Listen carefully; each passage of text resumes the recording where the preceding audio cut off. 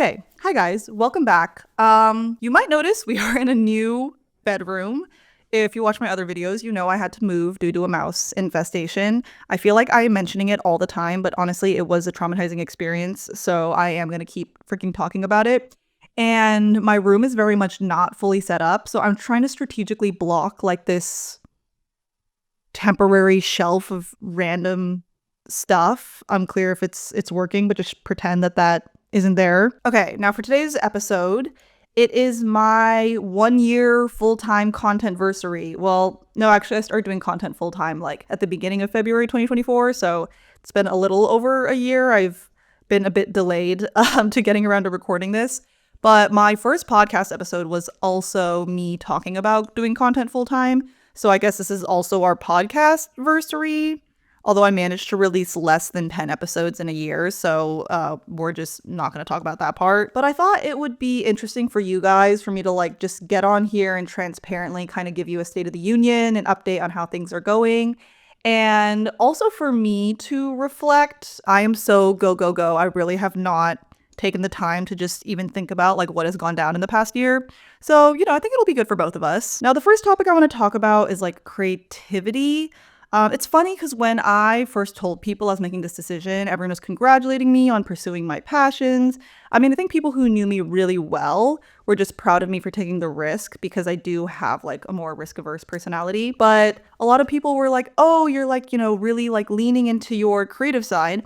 And, like I understand why they say that because when I used to work in like finance and in banking, I very much had like a double life and a double personality. And this like creative side of me just kind of stayed outside of work. But I have like known from a very young age that capitalism almost always comes at the odds of creativity. And I don't know why I knew this so young. Like people have asked me why I never even like entertained the idea of going to design school or being a designer.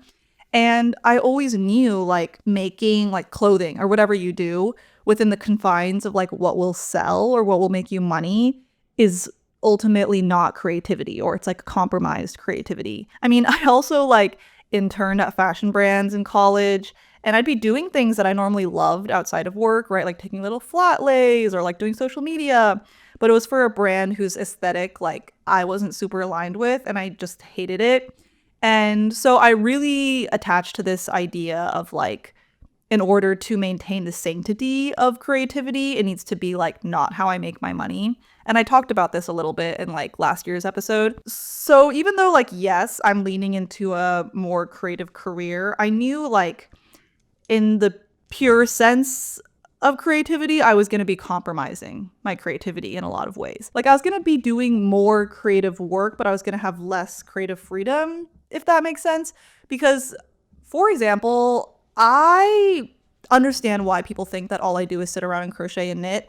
I'm sure a lot of people are like, oh my God, she's living my dream life. I probably crochet and knit about 50% as much as I used to when I was in corporate. Because back then, like I had a pretty chill 9-to-5 tech job, and I could crochet during meetings, and then as soon as like work was off the clock, I could work on whatever I wanted. And now I have to like content form the shit out of every project I make.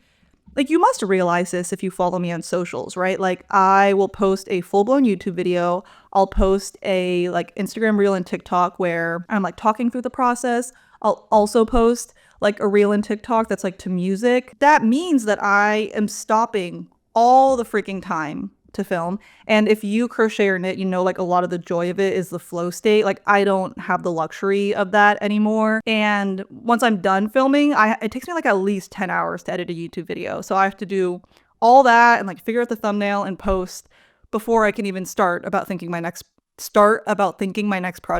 about starting my next project. Also, I'm not gonna lie, what I choose to make is definitely informed by like what's trendy or what I feel like has viral potential or like something I can write and sell a pattern for. I don't start a project unless I can think of a YouTube video title for it.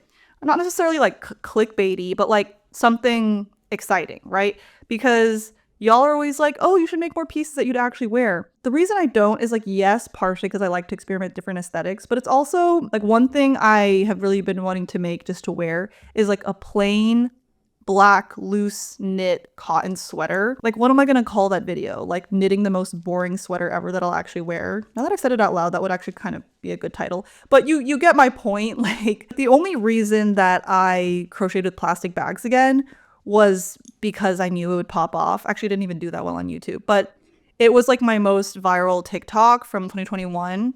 And I did it again, and it's now like my most viewed reel on Instagram. So I mean, at least it worked. And I've had friends be like, oh, you should have like a project a month that you do that you don't film and don't post at all. But like, I do not have the luxury of doing that. Like, the amount of content that I need to push versus the amount of time that I have in the week is already like not adding up. So there's not time for me to like pour 20, 30 hours into knitting a sweater that I won't also be able to leverage for work. Like, that's just the reality of it. Like, when I was doing content part-time, every project I made, I could choose to film it or I could choose to not. I usually did, just because I was like, I might as well.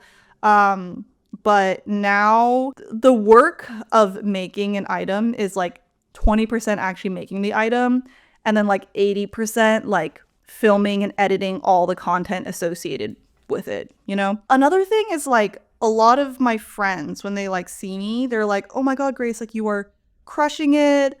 Like you're growing so fast, like you're getting the views. And what I think a lot of people don't realize is engagement and numbers and views don't necessarily equate to monetization. Like, brands don't value your platform unless they can see a place for themselves in your content. And I post about everything now. Like, I think I'm much more like brand friendly. I very intentionally diversified from just crochet content. So you'll see I post like skincare, hair, beauty, fashion, but I have had to do that because like those are the kind of industry verticals that have the most budget for influencer marketing. If the yarn industry actually like understood the value of influencer marketing and paid anything comparable to other industries, like I would be in my freaking bag, because I can drive like yarn sales and pattern sales and things like that so easily. Unfortunately, like the influencer payment dynamics of the yarn industry are very different from like beauty. They are just getting around to the idea of paying influencers at all. As much as like I feel like I'm more general lifestyle and I post about everything, I do think what really like makes me unique as a creator and where I get, you know, a lot of my followers is like the crocheting and knitting, like making cool pieces. I feel like people always love content where the content is not just you living, the content is you like actually making something. And B, like the fact that I'm willing to be vulnerable and, you know, talk about shit like this. Or like my most viral videos are pretty much crochet videos or videos where I'm talking about like crashing out over a situationship or ranting about like xenophobia. And so I feel like a lot of my virality has come from my creations and like my thoughts and ideas. And I think those kind of videos like absolutely have the room to integrate ads. If anything, I think they make for really interesting brand integrations because the content of the video is not like about the product itself. It's about something that people actually are interested in, and then you can just kind of make the product placement part of that. But the product placement and content like that is less obvious from a brand's perspective, right? Like, I totally understand why a makeup brand is gonna work with like the girl who films makeup videos every single day at her vanity. It makes sense. And I do think like my platform just wasn't really built on capitalism. And that is like not a dig at other creators. Like, I have a friend that I've known since high school, and she has like really clean wearable style that I feel like a lot of people want to emulate.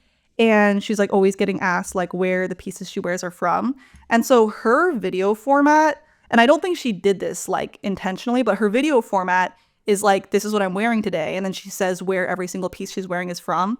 Obviously, like, brands are knocking down her door because like for her to mention a brand in a video is so organic. That's like already what she's doing. I just don't think like my platform is really built off of like consumerism or product recommendations. Like, I don't love shopping that much. I don't like owning a ton of stuff.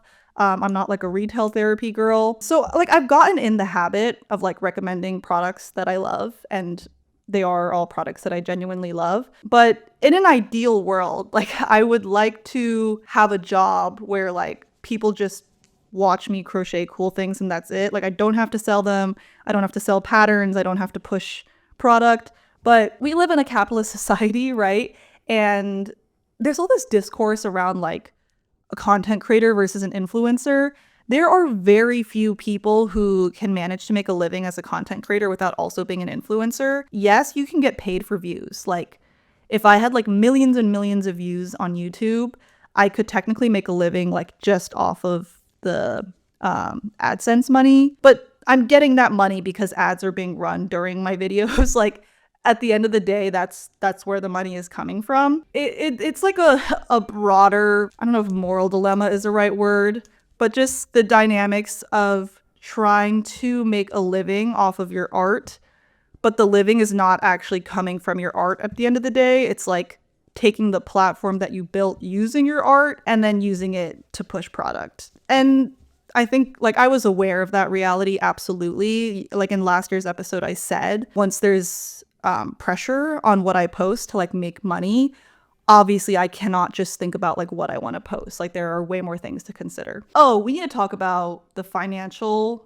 aspect, because if you are someone who knows me in real life, this is something that you've had to hear about a lot. The first few months I was doing content, I was like obsessively benchmarking how much I was making versus how much I made in corporate. Cause I was like, I need to get to the point where like those numbers are comparable, you know?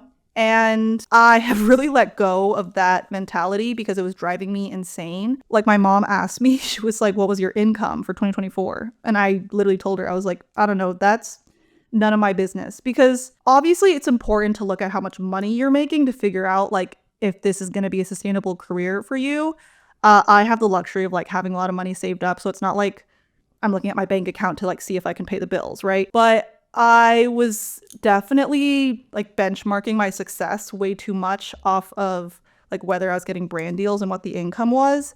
And I think I'm used to being in like a very merit-based system. Like this was a big reason that like I did internships in fashion and then ended up going into finance. I was like, I want to be rewarded for like working hard and doing a good job. Like I don't want this to be about like who you know and like networking and connections and just like bullshit like that. But that is kind of the reality of, you know, being an influencer, social media marketing. I know I'm working hard. I'm proud of the content I'm putting out. And often like I'm getting the views and the numbers.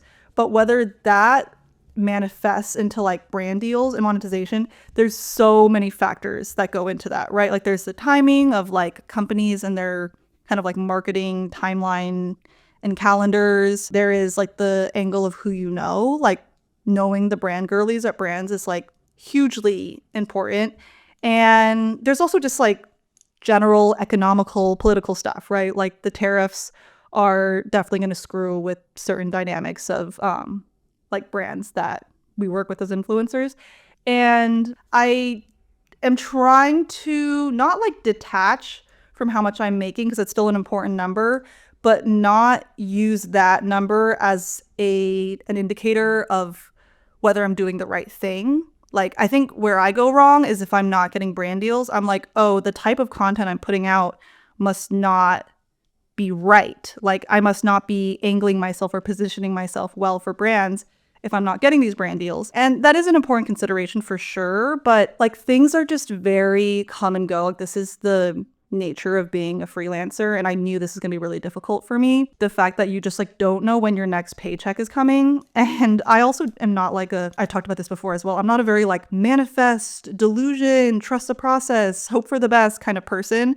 So when things are down, I feel like they're gonna be down forever. Like when I have a brand deal dry spell, I'm like, guys, I'm cooked, I'm a flop, I'm making no money. I was so like down on myself at the end of 2024. I think partially just like because my mental health was also freaking cooked, but I just felt like I was like, I'm not getting brand deals. Like, what am I doing wrong? And then January, like 2025, things have really popped off. If you follow me on Instagram, you'll see I've been doing like a lot more short form brand deals. I did like a really cute photo post with Uggs, which I was excited about. And this month, actually, like I think I definitely made more than I would have made in corporate. So you have to like trust you'll have good months to make up for the bad months. I just I don't have that trust. And I also think when things are going well for me, like right now, instead of telling myself like, oh, this is making up for the bad months, like this is like the turnaround that people told me was going to come, I'm like, oh, how do I make every single month like this? Like it almost feels like things have to go up from here, when in reality, like things will go down. It's gonna fluctuate, and God, I cannot explain how much that does not jive with my personality. Okay, another more tactical thing under the finance topic is insurance. So really gonna get into the adult shit here right now. I am covered right now under Cobra. If you're not familiar with what that is, like when you leave a company where you do have insurance, like usually like a corporate job, you can choose to extend your coverage. For me, it was like up to 18 months. So I pay like, I don't know, like $400 or $500 a month for what I have realized now is like not even amazing insurance. Like it covers like if I get, you know, hit by a car tomorrow or something, like crazy emergency stuff. But everything else, like therapy, for example, goes to a $5,000 deductible. If you don't know what a deductible is, it's like you have to pay that much money out of pocket before your insurance kicks in. So I have to spend $5,000 on healthcare before stuff will start being like free or like reduced price. And I'm literally like losing my coverage this summer. So there's no way I'm going to like hit my deductible before I lose my coverage. And this is an issue. I actually really don't know what I'm going to do this summer when I lose Cobra. Like, I know nothing about the like healthcare options as a freelancer or like the New York City healthcare options. If for some reason you have insight on this, like literally please comment, please DM me. Your girl needs help. But this is like the reason that I don't go to therapy anymore. Like I used to go to therapy when I had a corporate job because I was like, it cost me $10 a session, like whatever. And now it would cost me like what, like at least like $150 per session out of pocket.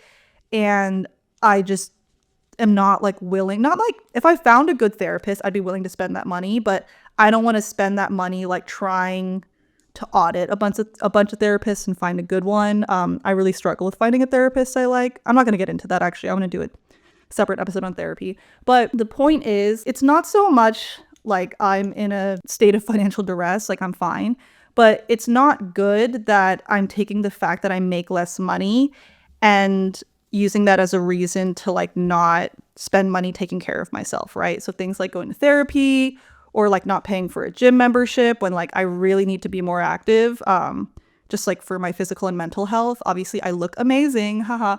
People always ask my workout routine. I'm like, I don't work out, but I'm not proud of that. Like I want to work out for my cardiovascular health and my general life longevity. What the frick? Okay, the next big topic that I want to talk about, and this is a big one, is lifestyle. I mean, because like, let's be realistic, that's probably one of the things that has changed the most. God, there's so many angles to this. Okay, what I feel like I need to start off by like, I don't know, disclaimer or the context.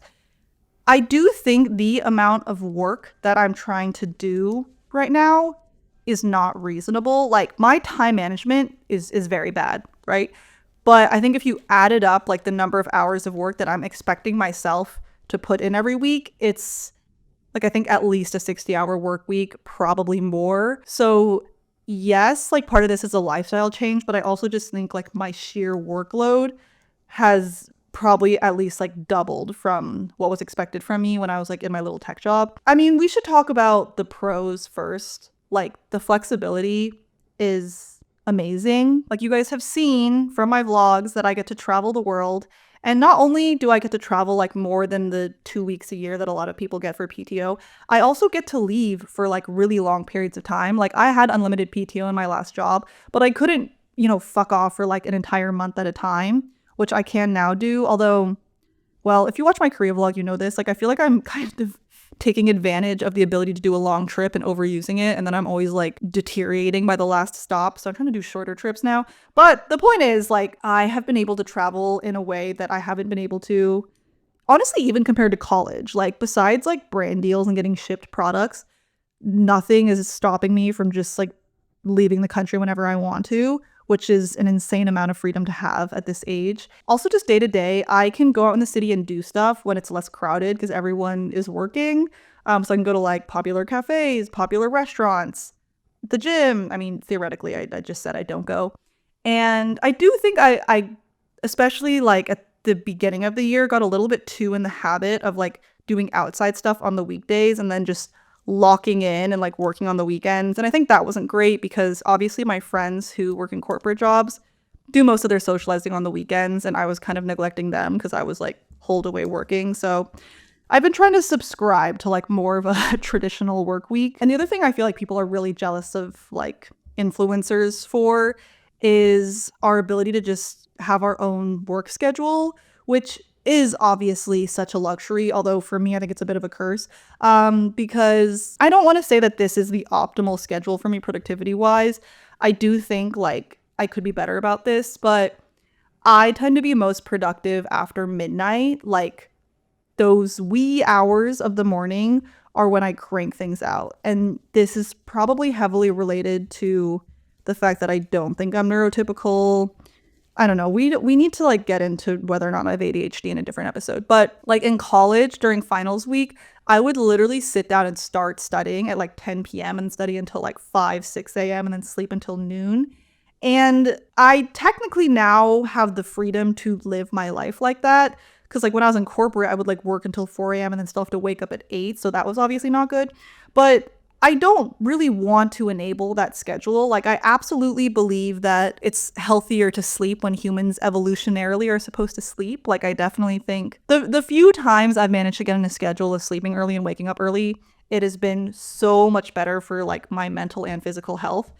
So I don't really like the fact that I have that freedom. I don't think it's good for me. It kind of like brings me into the idea of the blurred lines between like work and not work. And it's like so indescribably blurred when it comes to this job. Like when you're in a corporate job, it's very obvious when you're like procrastinating and not working, right? Like if you're on your phone or if you're like at brunch with your friends, clearly you're not doing your job.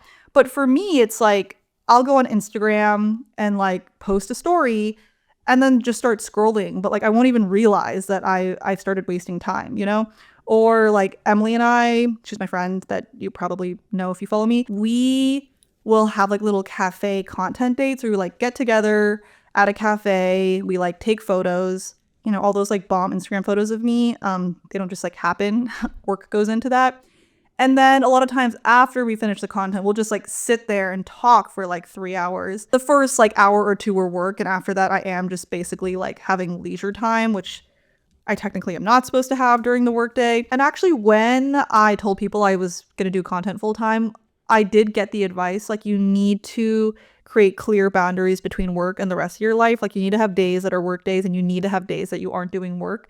And I am proud to announce that I have not taken that advice at all.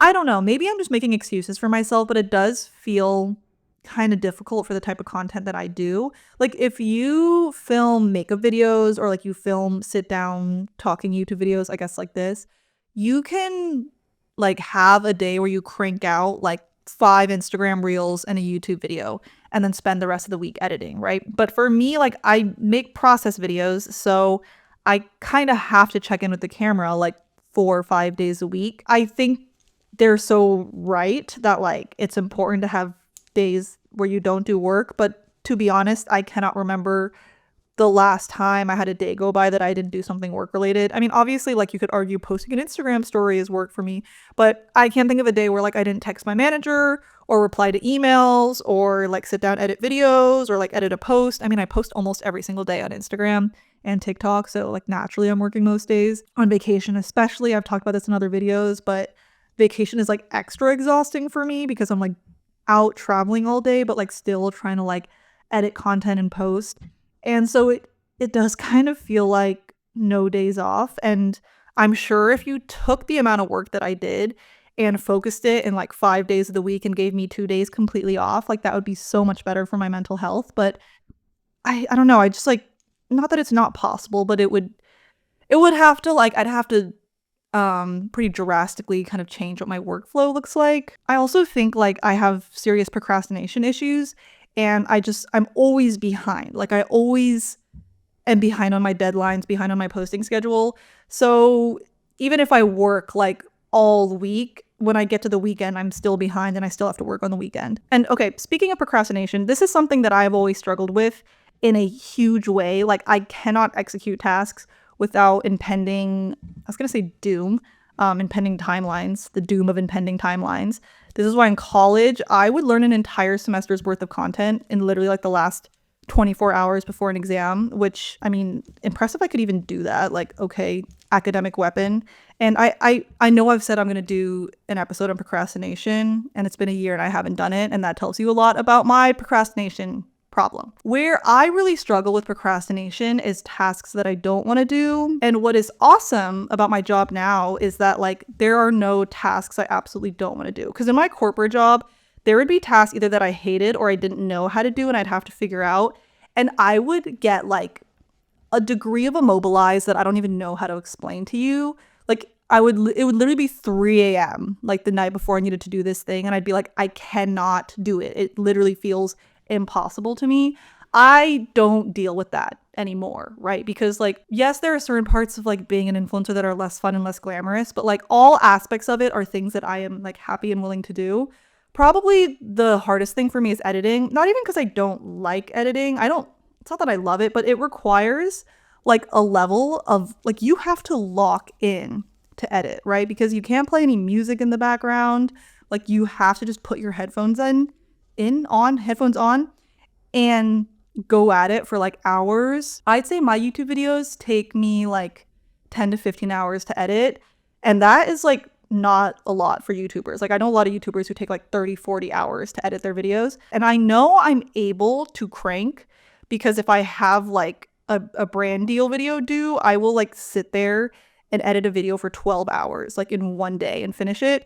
But I cannot achieve that godlike state unless like something is due. I don't know. In general though, like the procrastination and mobilization thing was such an issue in corporate and is way less of an issue now. If anything, that's probably one of like the biggest pros of my job or my life now versus my life then. So TLDR, I'm working too much. My time management is not fantastic, but I like what I do. So things could be worse. Okay, next topic, just kind of related to lifestyle, is like the social aspect. And if you were to ask me to like make a pros and cons list, this would probably be like one of the biggest pros. I have the opportunity to meet the most amazing people.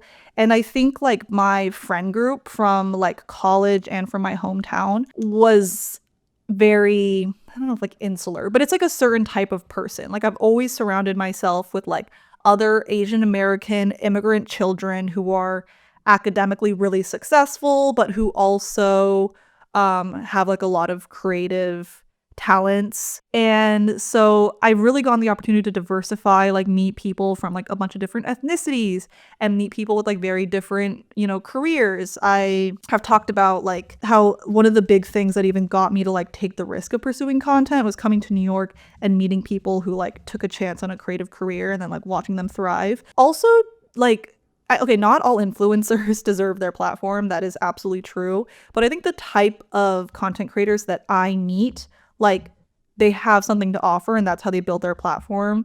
Like they are the most talented people. Like either they have some kind of art form or they're incredible storytellers or photographers or video editors or dancers or actors. Like my video where I made that sweater for my friend Josh, I've known him for years. And when I first met him through like TikTok/mutual friends, he was already a professional dancer, but he like wasn't acting at all. Like he literally took like some venture capital job after he graduated Harvard.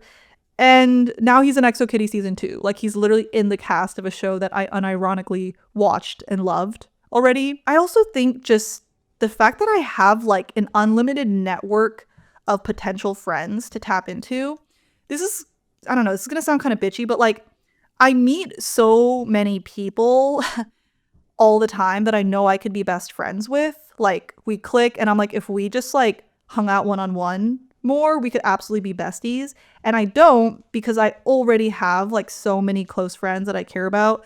I'm kind of already struggling with like making time for the friends I have. So I'm not really trying to like actively make more friends.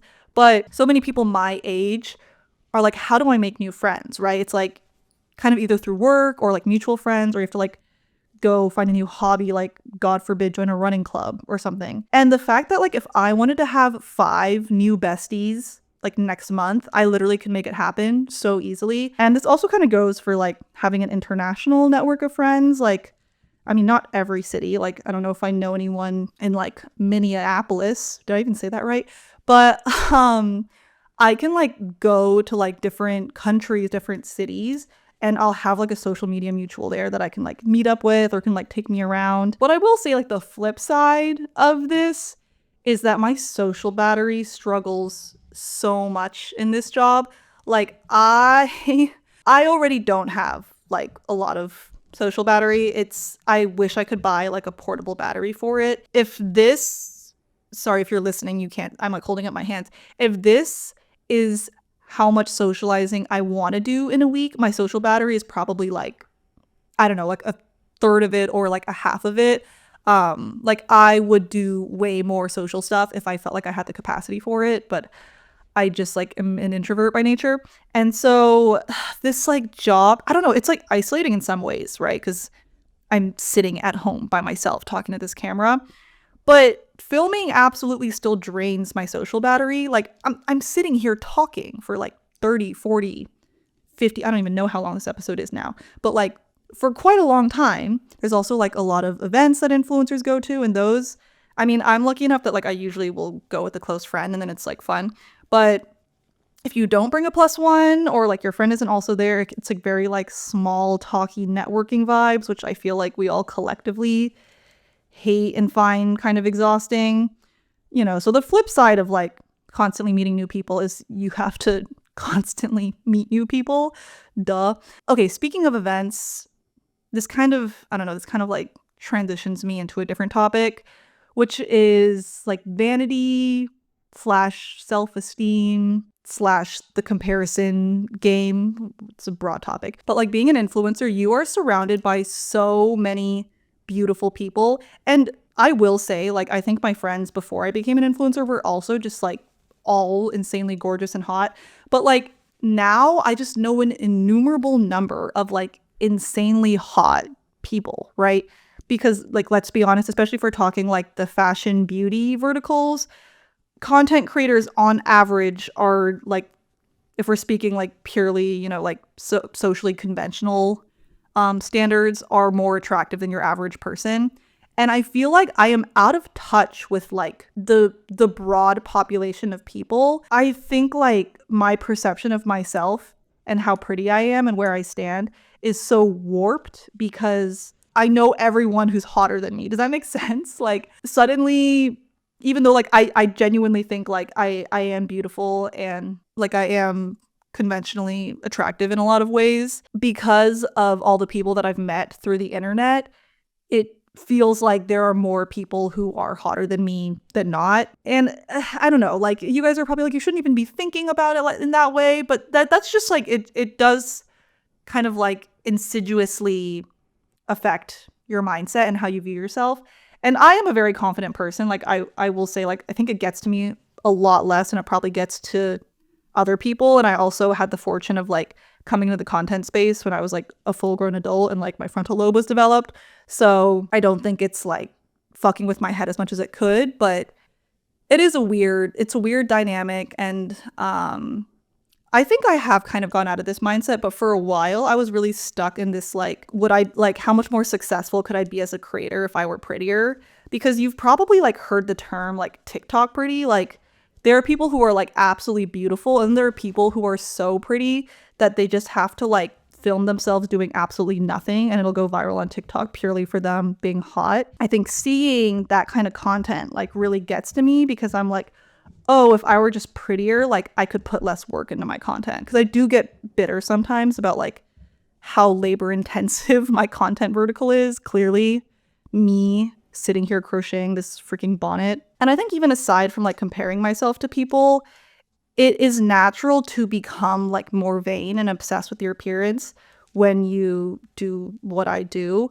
It's not even like the fact that I am constantly editing footage of myself. That's definitely part of it, right? Like I am so in tune with like when my skin looks better or worse, or like, you know, like I was editing footage from a month ago and I was like, oh, my face looks so much smaller. I must have gained weight. Aside from that, you also, I don't know, this is going to sound weird, but I feel like my perception of myself is almost my Instagram persona. And I mean, if you see my photos, I don't think like they don't look like me. I'm not like a catfish. But so much of my job is like getting the perfect angle and the perfect lighting.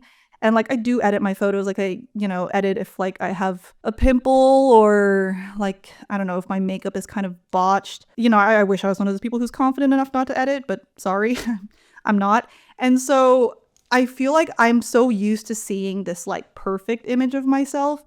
It makes like, you know, my no makeup, bad acne, like fucked up hair version of myself just so jarring. I see that version of myself less than I see like the glam version of myself. And this is okay, this is gonna sound really weird, but I also feel like I'm so used to trying to look good for content that I've stopped trying to look good in real life. Or not I've stopped, but like if you watch me and Emily on a content date, we like show up in our glam outfits, we like take our photos, we take our videos, and then we just like go sit in a corner of the cafe. We change into like flat shoes, and then we're just like editing on our phone like little fucking gremlins. This is really random, but there's this girl named Grace on Love Island UK, and she carries herself with such grace. Sorry, these puns are like not intentional, but she has the most incredible posture, and that's like a show where they film you like 24/7 all day, and she always looks so poised. I kind of feel like I like use all my grace and poise and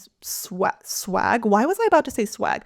But like I use all that presence for content, and then I just am like a little, I keep saying gremlin, but I don't know how to explain it. Like I'm not like standing up straight and like looking good and looking presentable when like you actually see me in real life. Oh my gosh, wait. And speaking of, okay, sorry, this reminded me of something that honestly like would have made more sense to talk about earlier. One thing people do not talk about enough is when you are a content creator, you can no longer like use content as escapism, right? Like my friends with corporate jobs, like they clock off from work and they just go on TikTok and like turn off their brains and scroll. When I scroll, oh my gosh, it will almost like without fail always send me down some kind of spiral, because like I keep seeing trending audios where I'm like, oh, I should use this, or like trending video ideas and I'm like, oh, I should use this, and suddenly I'm like writing down a list, I'm saving all of them, and like I need to make them like this week because trends move so freaking fast on TikTok. Or like I see like different content formats. So if we just talk about like crochet TikTok specifically, like I'll see videos where they just like show the yarn and then they transition to the end product, and I'm like, wait, like that did so well, like I should be doing that instead. She didn't even have to film the process, that's so easy. Or I'll see like videos where they like show the entire process and they voice over everything, and I'm like, oh, this did so well, it's so engaging, like should I be like voicing over my process videos instead? And what's like fucked up about the algorithm is that it only shows you other people's wins. Like a lot of times if you click into these profiles, that's their only viral video out of like tons of videos, but you don't see other people's flops. Like you only see, like if it wasn't doing well, it wouldn't have landed on your For You page. And so it's just easy to feel like what everyone else is doing is working better than what you're doing. I don't know, like I absolutely still doom scroll, but like I'm not having a good time doing it. And it's like not escapism from work. It's almost the opposite, where it's like me like spiraling about work, getting in that like comparison mentality, making lists of things I need to film, like creating more work for myself. And I would say like I miss being able to doom scroll, but I became a creator like very quickly after I got TikTok. So I don't think I ever really had a period where I could just like be a pure consumer and not creator of TikTok. And that is something that I am like high key very envious of. Okay, I feel like this episode's getting long. So let's cover our last topic, which is like this idea of like fulfillment from work, right? I remember I said this in my episode last year. I was like, oh, people send me really sweet messages and like leave comments about how like I inspired them to start crocheting, or like I'm their comfort creator. And I struggle to like really take that to heart. and allow myself to feel fulfilled by that. And that's something that like I really want to work on in, you know, the following year. 1 year later, I don't know, kind of didn't succeed. It's hard to explain. I don't want you guys to think that like those comments and messages don't mean anything to me. Like I will literally like screenshot those and like post them on my close friend story all the time and be like, guys, I'm literally gonna cry. This is so nice. And I also completely understand the idea of a comfort creator. Like I don't have a lot, but I have a few. I kind of don't want you to tell, I don't want to tell you who they are because they're low-key like random white bitches, and I just feel like my comfort creators should be more representative. I digress. The point is, like, I know what it's like to have that creator where like you rewatch their videos a million times, like you just play them in the background and you literally don't care what they post. You're happy to listen to them talk for like 4 million hours and ramble about nothing, and it's just like your distraction from like when the rest of your life is falling apart, you know? Like I completely understand that. I just think it's hard for me to wrap my head around like me being that for someone. What I will say is I feel like I'm able to take those comments more to heart now that I've like have like a larger, I was gonna say body of work, not body of work, but like a larger and more meaningful digital footprint. Because like a year ago, if someone said that, I'm like, okay, like I guess like my videos are just fun to play in the background. But I think now I've talked about like so many super personal things. Like I've put out content, particularly in my podcast, that I think is really valuable. And I could absolutely see that content like really helping me in a tough time. So it's easier for me to like, I guess, accept or like internalize if someone says that it helped them in a hard time. Does that make any sense?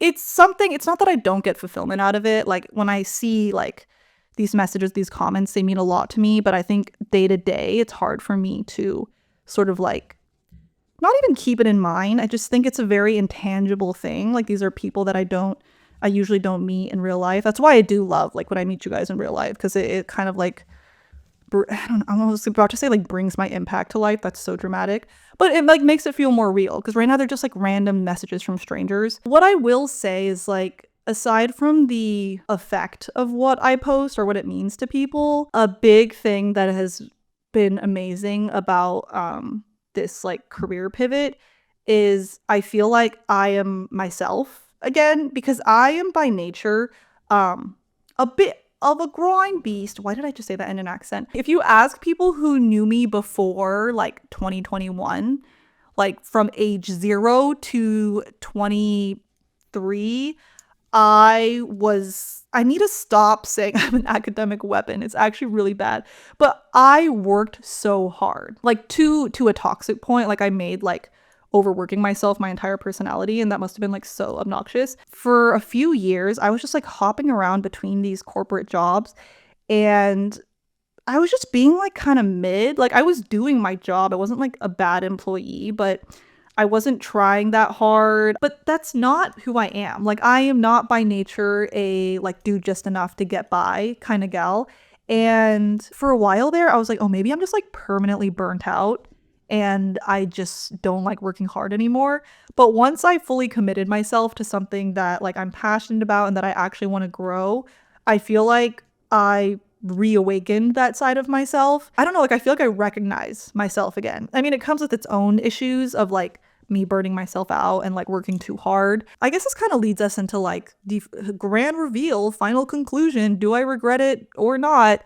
This is not supposed to be a grand reveal. I would think that if you listen to this whole episode, you kind of know where this is going. How would I summarize this? Okay, no, obviously I don't regret it. And here's what I'll say, like even if this flops and I do have to go back to corporate, I won't regret it. Like I was talking to a friend recently who was like considering taking a break from corporate to do freelance, and I was like, the important thing is like you need to view this as like the correct decision and an amazing opportunity, even if it doesn't work out and even if you have to go back. Like that's not a failure. Like life is so long. Imagine being 70 and looking back in your 20s and being like, oh damn, I wish I spent like another 2 years advancing my climb up the corporate ladder instead of like trying new things, traveling the world and meeting people and building a community around like creativity. Like who the fuck is gonna say that, you know? And in terms of like whether this is something I want to keep doing,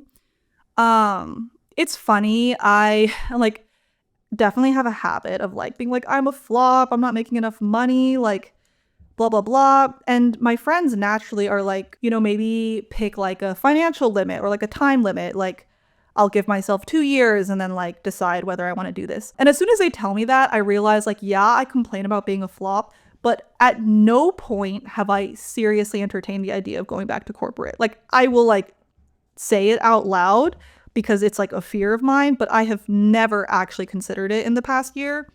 And that to me tells me that like regardless of what comes out of my mouth, I still think this is going somewhere. I still think there's potential here. Like if I truly thought this was a flop and it wasn't going anywhere, I would start to be like evaluating my other options, right? And so that's why, like I said, I stopped like looking at how much money I was making, because I'm like, the fact of the matter is you feel like there's enough here to keep trying at it. Like you don't want to give up on it. So if you don't want to give up on it and you're going to keep working, what is the point of like fixating on the money? Just put your head down and focus on fucking doing the work, you know? And I think that's like the mentality that I'm really trying to carry into 2025. Another thing I said in the episode last year was that I need to be more delusional. Guess what? That's still my goal for this year, which I guess means that I was not hugely successful at it. I don't know. It's not how my brain is wired, but certain things that I used to dream about have happened for me, right? Like I wanted to have like a big Squarespace deal on YouTube. And I got that, and like I wanted to go to like a fashion show at Fashion Week, and I did that. This is like the struggle, right? Like the kind of rat race is that they call it, hamster wheel. You can set these goals for yourself, and by the time you get there, like it doesn't excite you anymore and you're focused on the next thing. And I am like so guilty of this. I don't even know how to describe it. There was a time when like having, I don't know what I have on YouTube right now, like 250K was like inconceivable to me.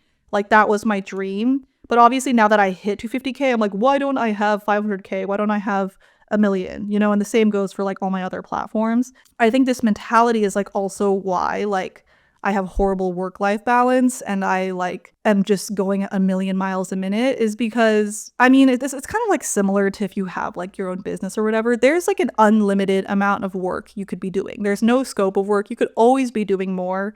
And you could always grow and be bigger than you are now. My lifestyle right now, in terms of like how much I work, does not feel sustainable. And ironically, it's because I'm trying to make this into a sustainable career. And I'm like, oh, until then, let me just like work like a freaking mad woman. But like, what is the point of trying to make a sustainable career with a lifestyle that doesn't feel sustainable to you, you know?